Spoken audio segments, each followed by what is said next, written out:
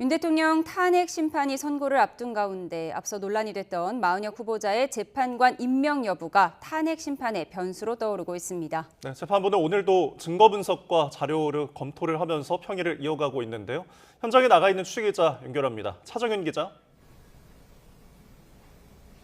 네, 헌법재판소입니다. 네, 오늘도 재판부 평의가 진행되고 있는 거죠? 네, 그렇습니다. 현재 재판부는 오늘도 철통 보안 속에 평의를 이어가고 있습니다. 별도의 회의 공간에 재판관 8명만 참석을 하는데 도청, 감청, 방지 장치도 설치가 됐습니다. 재판부는 대통령 탄핵 심판에서 제시됐던 양측의 증거를 검토하고 증인들의 진술을 비교하며 쟁점을 정리하고 있을 것으로 전망됩니다. 변론은 종결됐지만 국회 측과 대통령 측 대리인단은 각각 참고 자료를 제출하고 헌재를 압박하는 메시지 등을 내며 여론전과 물밑 작업에 열을 올리고 있는 모습입니다.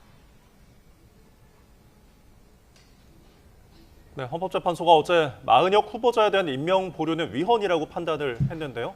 최상목 권한대행이 언제쯤 임명할까요? 네, 어제 헌재 결정 후 최상목 대통령 권한대행은 헌재 판단을 존중한다고는 했지만 결정문을 살펴보겠다며 구체적인 임명 시기는 밝히지 않았습니다. 복잡한 정치적 환경 탓에 마 후보자의 임명 시기 등을 놓고 고심하고 있는 것으로 보입니다. 또 탄핵 심판 선고를 앞둔 한 총리가 직무에 복귀할 가능성을 배제할 수 없기 때문에 임명 결정을 미룰 가능성도 있습니다. 다만 임명을 유보하는 기간이 길어질수록 불복 논란이 불거질 수도 있는 만큼 최 권한대행에게는 부담으로 작용할 것으로 보입니다. 네, 마은혁 재판관 후보자가 임명된다면 윤 대통령 탄핵 심판에 참여할지도 관심인데 합류 여부는 어떤 변수로 작용하게 될까요? 네, 만약 헌재 재판부가 구인 체제로 완성이 된다면 여러 가지 시나리오에 대해 생각해 볼 수 있습니다. 우선 마 후보자의 합류가 결정된 경우에는 변론 갱신 절차를 밟아야 해서 3월 중순으로 예상됐던 선고 날짜 조정이 불가피하게 됩니다. 그동안의 변론에서 나온 증언과 증거조사 과정을 녹음 파일로 재생해서 들어봐야 하기 때문입니다.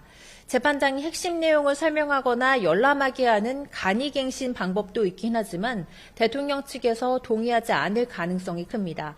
다만 한 번이라도 변론에 참여해야 선고에 관여할 수 있다는 분석도 있어서 마 후보자가 임명되더라도 지금의 8인 체제에서 결론을 내릴 수도 있습니다.